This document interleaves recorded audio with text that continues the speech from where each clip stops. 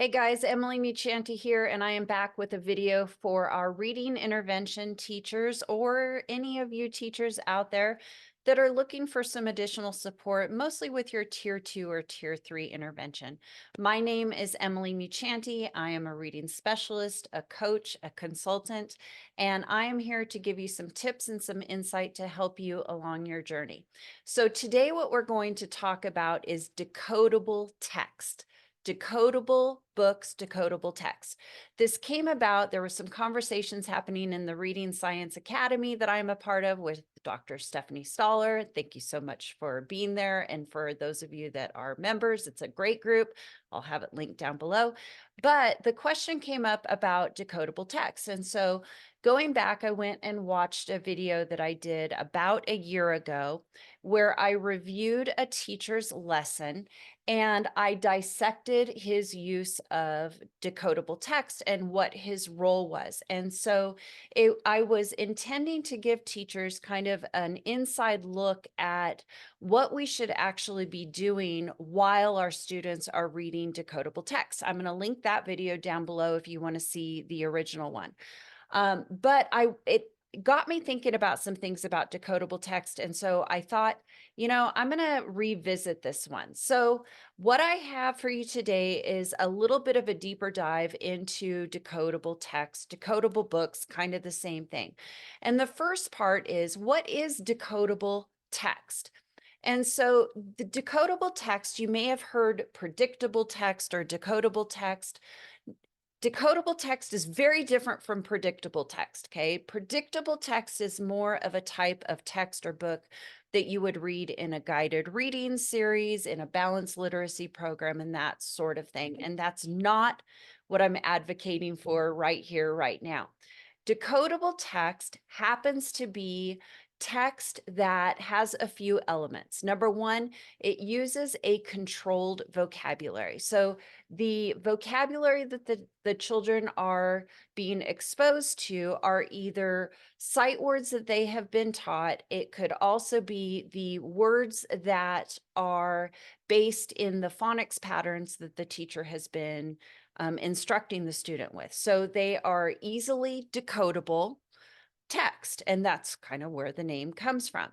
And what they do is they are intended to follow a scope and sequence of whatever phonics instruction that you are using, so that the teacher is teaching those phonics skills, typically in isolation, making sure the students have mastery of that. And then toward the end of that lesson, introducing the concept of the book or the decodable text so that the student can actually practice with that particular pattern in actual reading. Other things that you'll see are consistent phoneme, grapheme correspondences. Again, these are things that the students have been exposed to, and so they are going to be very consistent. There won't need to be a whole lot of additional decoding going on. That is the plan. There is going to be a simple sentence structure so that it is going to be more accessible to your students. And those sentence structures, the complexity is going to increase as the student's skills increase through time. There may be some engagement of content, depends on the decodable. Sometimes they're a little bit sparse in the content or the comprehension area, but they are there for a particular purpose. And so they tend to be rather short. They could be reproducible. They may be illustrated and they may not be illustrated. So they could be in published books with different series, which cost a little bit more, or they can actually just be printed off from PDFs and done as a way for the students to actually be able to annotate them, send them home. So there are multiple opportunities for exposure and reading those words. So when we deliver a decodable text in the lesson, it is typically at the end of a direct, explicit instruction type of lesson. For example, let's say that you have introduced the concept of the Val digraph EA. and students have been working with EA. And so you've done things in isolation with EA, you've been writing EA in words, that sort of thing. And now one of the culminating ways to wrap that lesson up is to expose the students to a decodable text or a book, decodable book, that they can then apply that skill. That is the ideal situation. Another way you might see a decodable text is at the beginning of your small group lesson, if you want to review whatever that skill is that you were previously teaching. And so it's a way to kind of activate that background knowledge. But when you are instructing with and I shouldn't say instructing, quite honestly, when you're using the decodable text, it's really following the direct instruction. If you're following the gradual release of responsibility, the I do, we do, you do, it's really the you do component of the lesson where the student is independently moving through this text. And there's a couple of things that you want to really make sure that you're doing. This is an opportunity for the student to be involved in the productive struggle. We know that in order for students to orthographically map new words so that they can be recalled as sight words, they have to go through those phoneme grapheme correspondences. And through that productive struggle of actually having to sound out the words, they will map the word so that it can easily be accessible at a later time. And so that productive struggle is really important, which means the teacher needs to back off. Sometimes we get a little too overbearing, or we want to go in and read a decodable text with our students chorally or something like that. And I would really advise against that. The point of the decodable text is to make sure that the student is applying what they learned. We want a productive struggle. We want them to actually map those sounds. And so the teacher should just be being the oversight and providing corrective feedback when necessary. So that's one big area that I see sometimes decodable text being used, in my opinion, really not for their optimized benefit, is if we're trying to direct it too much. So I would recommend that you provide your student with a decodable text that matches the previously taught skills, and that you say something like, okay, let's go ahead and read the title to me, and make sure they've got those sounds down, and then let them go. Watch them go and observe. And if the student is getting to that productive struggle and they're handling it, that's great. That's actually what we want. If they make errors and they continue to go through the words, provide corrective feedback. Say things like, use your sounds. Another thing I always say is, did that make sense? Because if the word is a nonsense word and it was supposed to make sense in the sentence and it didn't, then we need to kind of monitor for meaning with that. The other thing I would suggest is that you are giving your kids multiple opportunities to read that same book or text. The repetition is a good thing. The first time they're going to be in that real struggle, and then each time they approach it, it's going to be a little more natural. So there is a built-in repeated reading component to this, which I really like. A couple of things also that I wanted to point out is how many decodable text should you have at a time? And I think this really depends. Typically, we're using decodable text in grades K2 a lot. And we know that when they're really beginning this journey with decodable text, there aren't very many pages and there aren't very many words on a page. And so kids may move through them really quickly. So I would always have 2, 3, or 4 decodable books in my group for that one student, enough for the kids to work through. All of the skills that are supported in the books would have been concepts or skills that had been taught in direct instruction already. Okay, all of them. And I would allow the student to then work through those reading, practicing. We could ask some follow-up questions at the end, some general kinds of comprehension. Um, they're not going to be really robust. That's not where comprehension instruction happens in a deep, meaningful way. That's a whole other video. But it will give you an idea if the student was following with that. And because they're moving through them so quickly, you've got some time. You can have, anywhere from 5 to 10 minutes of engagement with that actual reading, which I think is important. The other thing I would have is a new book that is ready to go that will be the first introduction to whatever that new skill was. So there are some that are previous skills that we are reviewing because we like that spiral review. And then there's going to be one that you will then again introduce following whatever phonics lesson that you were doing with that. So a great question came up earlier today, and that was, do they all have to be the same titles? Does every single student have to have the same title of the book? And the answer is no, not if your students are working through a particular phonics skill, because really they're not reading it chorally.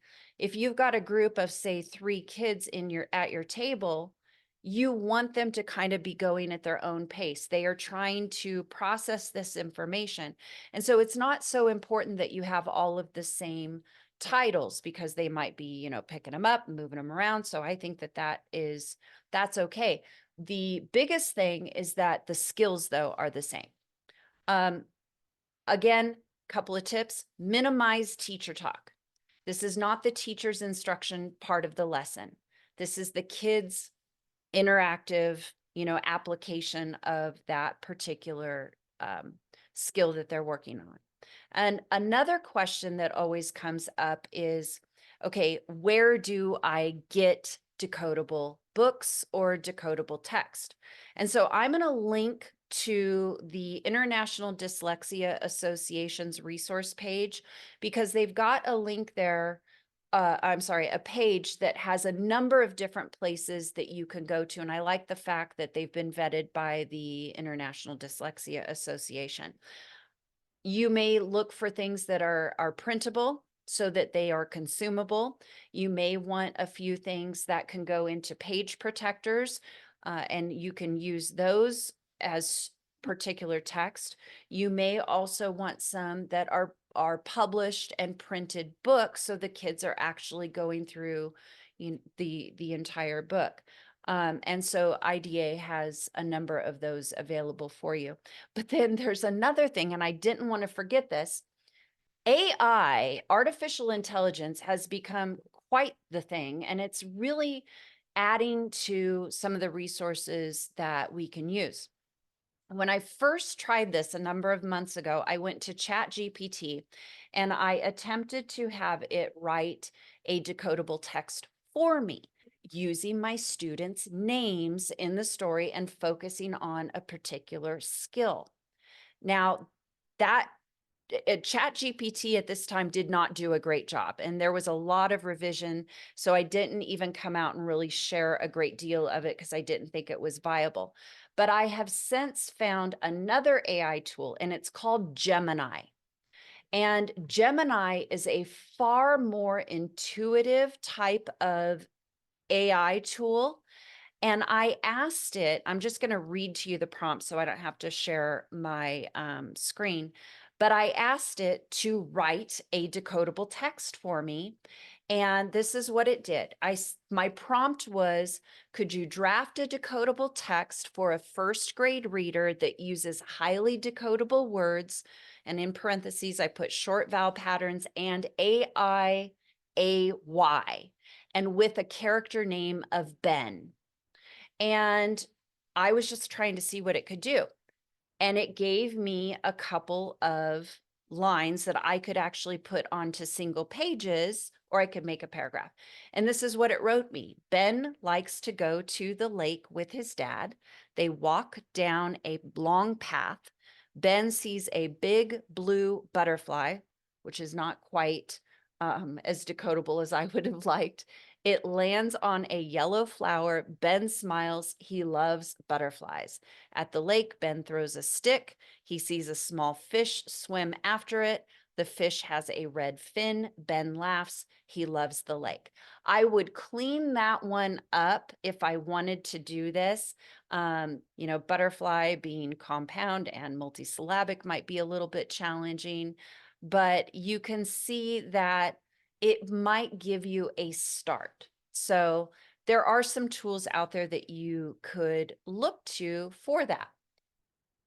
So as I wrap up, a couple of things. Biggest takeaways about decodable text is make sure that you have taught the patterns that you are seeking to support with the text. The second one is that you are allowing the student to go through the productive struggle. That is a good thing. And that your corrective feedback is just about getting them to attend to that text. And making sure that you as the teacher are more of a stand back observer during this particular process. I hope that was helpful. And before I go, I have to show you something. All right. I want to show you my shirt. I'm always getting new shorts. I have to thank my dear friend, colleague, and client, MJ. We got to spend some time together in Philadelphia last week. And she was, oh, darn it, they're not over here. She also got me the cutest little shoes that are composition books. They're adorable, but they're over there because I took my shoes off. But this is the cutest thing. And she had it ordered for me. So thank you, MJ. Adore you. You're the best. And I appreciate it. Make sure that you are getting on my newsletter list. We are doing our monthly Q&As with intervention teachers. I am writing a digital course for our intervention teachers, and I am picking up new clients for the summer and fall to help you dial in your own reading intervention programs if you are ready to do some systematizing of what you do. So thank you for what you do. I appreciate you all. Thank you for listening and watching, you guys. Please leave a comment, like, subscribe, share, all of those things that give the YouTube gremlins the notice that people are actually watching. And if there's something else you want to see, please reach out, let me know. Hope this was helpful. Bye for now.